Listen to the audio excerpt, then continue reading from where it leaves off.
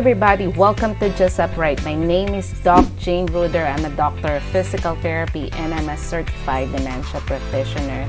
Welcome. If you are new to my channel, please do not forget to hit that subscribe button below. It will mean so much to me and my team. Thank you so much. And also, if you haven't explored the channel, I make videos on how to apply here in the US as physical therapists. I make videos about health and wellness, and also for older adults. I have videos for PRN on how to be, an on-call therapist, and I also have some videos about documentation. Okay, so check our YouTube channel and also share the channel. Please also follow us on our Facebook page. We have a Facebook page, JustUprightTherapy.us. We have Instagram, and we also have TikTok. If you can visit JustUprightTherapy.com, that will be awesome. In that website, I offer one-on-one coaching for new graduate of physical therapy or foreign trained physical therapists who are looking for a mentor, who are starting their US practice, but they want to level up their skills in documentation and clinical decision making, critical thinking, in order for you to be the best clinician that you can be without the anxiety, the fear of because you don't know what to do, how to do it, where to start. Okay, so just visit JustUprightTherapy.com and set up an appointment for your coaching. And I also have practical tips for physical therapy evaluation documentation course there if you want to get that one too. Okay, so for today, I'm going to discuss, guys, the documents that the FCCPT need in order for your application to be complete. Okay, I already discussed on my other videos about how to apply to FCCPT, so just check that one out, that video. And also, this video will discuss the importance of those documents. Where are they coming from?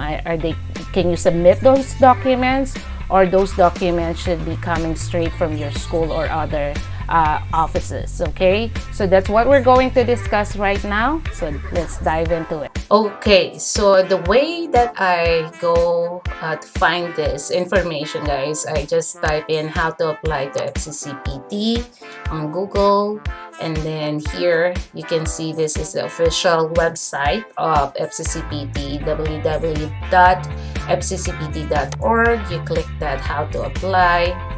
So this one, I already discussed this on my previous video on how to apply to FCCPT, but I would just like to hit this submitting documents. So this is where we get our information for today. Okay, so this is a very important, guys, because your application will not be complete until FCCPT gathered all those documents in their office, until all those documents are submitted to them.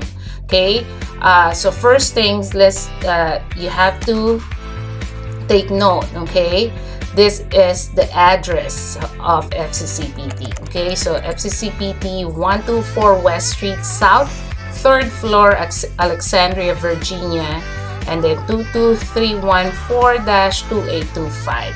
So when submitting documents, you have to triple check or more, okay, that the spelling is correct, that the complete address is correct, so that your documents will not be lost. Okay, and there's an important note here: all documents submitted to FCCPT become the property of FCCPT and will not be returned to the applicant or their institution. So that is a very important thing to take note of. So if you requested your school for a copy of diploma, a copy of the syllabi or syllabus, course descriptions and whatnot, all those documents will not be returned to you nor to your school. It will be property of the FCCPT. Okay, so first, forms and documents to be submitted by the applicant after applying to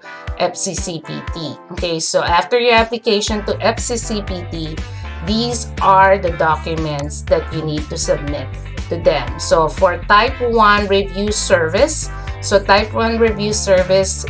are states that prefer FCCPT over other credentialing agency, except this is not applicable if you're applying to New York. So you can see here, New York has different special service exclusively for New York. Okay, so this is just the general type 1.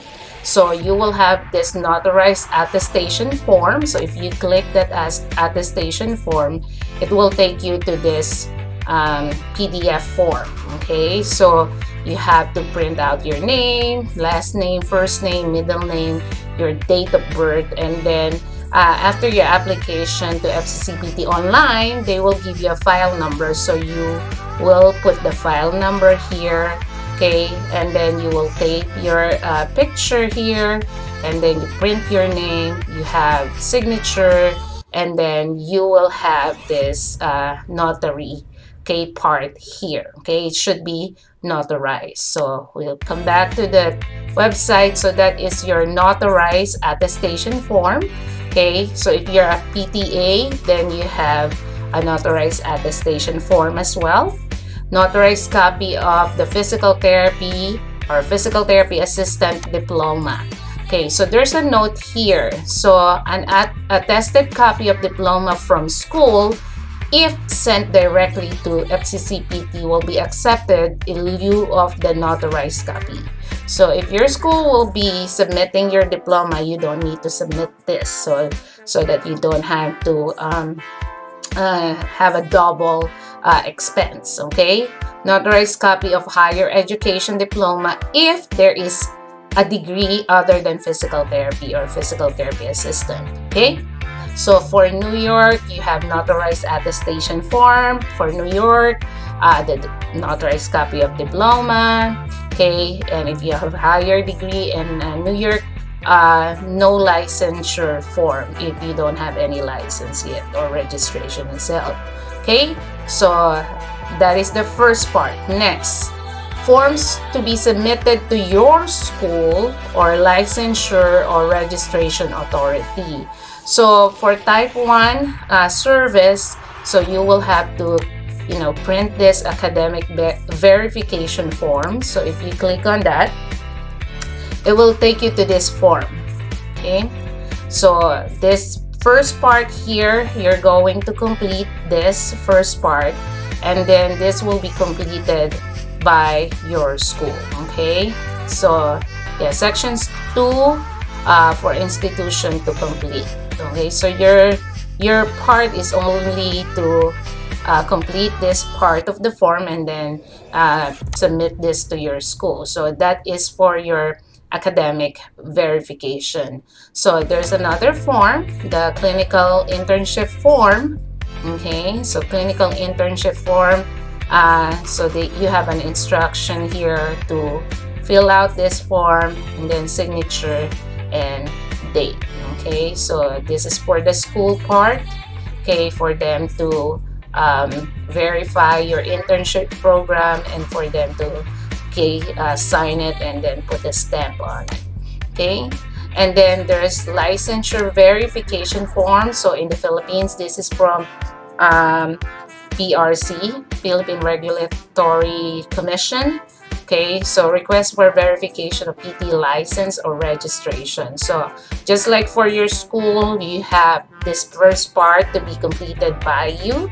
Okay, and then this part to be completed by the regulation that releases your license. Okay, so these are your responsibility as applicant to submit this form to the institution of concern. Okay, to your school for academic verification, clinical internship, and if you have a license, to the licensing authority in your country to verify that you indeed have a license in your country. For New York request for academic credential verification form, clinical internship, and licensure form. Okay, so it's almost the same. It's just they have to have like a New York form, okay? It's not a generic FCCPT form, okay? Next, documents to be submitted directly to FCCPT by school and licensure or regulatory authority, okay? So this is very critical, guys, okay? Many people committed a mistake of sending their syllabus, their course description, and whatnot directly to FCCPT from them, from the applicant. FCCPT will not accept that if it came from you, okay? So you have to remember, because they want it to be authentic and they want to verify that it was not falsified. They want your school to submit it directly to FCCPT. Of course, your school will not submit it unless you request your school to submit it for you, okay? So you have to go to your school, coordinate to your school, and request the different these documents so that they will you have to pay for these documents. Of course, each school is different, so they may charge differently, so you have to request for these documents. They have to use their envelope, they have to use you know, their address, the school address, and they have to submit it from school directly to FCCPT. It cannot be, you cannot go to school and request these documents and then you put your you know, your address, your name, and then submit it to FCCPT. It will not be accepted. You're gonna lose money, you're gonna lose time, and you're just wasting your energy if you're gonna do that, okay? So this should be coming from the school, official transcripts or combination of transcript of hours and individual mark sheet or individual statement of marks, detailed course syllabi, detailed information on clinical experiences including total hours. The school can complete the clinical internship form and submit with the academic documents. Secondary education documents are only required if you were education in one of the countries listed. So let's see, what are those countries listed? So usually your secondary education, the Philippines, this is not a requirement, okay? So we don't need to submit it. So these are possible academic credit for secondary education credentials as of January 24, 2020. If you are from Belize, British West Indies, Canada, Fiji, Germany, Ghana, Guyana, Hong Kong, Iceland, Italy, Jamaica, Kenya, Malaysia, Malta, Nigeria, Singapore, Switzerland, Tanzania, Uganda, UK, and Zimbabwe. Okay? So we require secondary education documents to be sent directly to FCCPT by the external examination body and not the secondary school. And licensure verification. Okay? So this licensure verification again will be coming from the licensing authority in your country. So all of these documents must be coming from the office, then directly to FCCPT. Okay. Additional information regarding documents received from institution. FCCPT may request additional documentation from educational institutions and or licensing authorities when necessary. Okay, important to avoid delays in service. Okay, review of foreign language documents for FCCPT policy on documents received in native language other than English. When a courier service such as FedEx, DHL, etc. is used, the representative from institution must place the sealed documents in courier package and give to the courier for delivery. Do not arrange for third parties to pick up documents from issuing institution in an effort to expedite their delivery to FCCPT. FCCPT cannot verify the authenticity of the documents if they are not sent directly from the issuing institution. If there is any question of document mishandling, FCCPT will verify the document's authenticity. This will delay the start of evaluation process significantly. Okay? So submission of electronic transcripts from the U.S. institutions. If you are here in the U.S., they can be sent at help@fccpt.org. Okay, submitting of exam scores. Okay, for TOEFL. So if you're going to take TOEFL, okay, you will be asked for a code where to submit your result directly from TOEFL to what office or what institution. Okay, so FCCPT's institution code, remember, it's 8164. So that is very important to take note, so that your score will be sent directly to FCCPT and it won't be lost. So make sure that that is correct when you input that code. Okay, and the department should be undergraduate. Okay, so please review the TOEFL requirements for score requirements and exceptions. Okay, so let's click on that and just have a review. Okay, so for TOEFL score, the composite of reading comprehension, listening comprehension, and writing should be 63, and speaking is 26. Okay, but you have to remember, guys, you have to go to the state of your choice where you want to practice, and you have to double check what is their requirement. Okay, sometimes their requirement is more specific and it's not as general as that, and you have to pass those requirements before they can issue you your license. Okay, all right. And then the National Physical Therapy NPTE score transfer. If you have taken and passed the NPTE, you need to have your official NPTE scores transferred to FCCPT. Please visit FSBPT website to request for your NPTE score transfer. For NPTE score transfer to FCCPT, on the Select Products step, select NA, FCCPT as jurisdiction receiving transfer. Okay? Alright guys, so I hope that is helpful, a walkthrough on the documents needed by FCCPT in order for your application to be complete. You have to remember that you have to complete all the required documents within 1 year so that you don't need to reapply or to be reevaluated, or for your application to be reactivated, because it entails a lot of money. If your application expires and you have to reactivate or have a reevaluation, it will take $800, $900 for that. Okay, so please check my books out.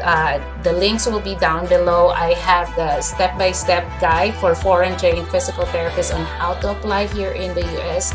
It will walk you through step 1 to the end on how to apply here so that you won't be lost. It will be a good guide for you. And then the practical tips for therapists prior to migrating or starting their US practice. This is full of wisdom and tips before you start your journey here as a clinician. Okay, so thank you so much for watching. That's it for today. Until the next video, let me know if you have other questions or suggested video that I can make for you guys.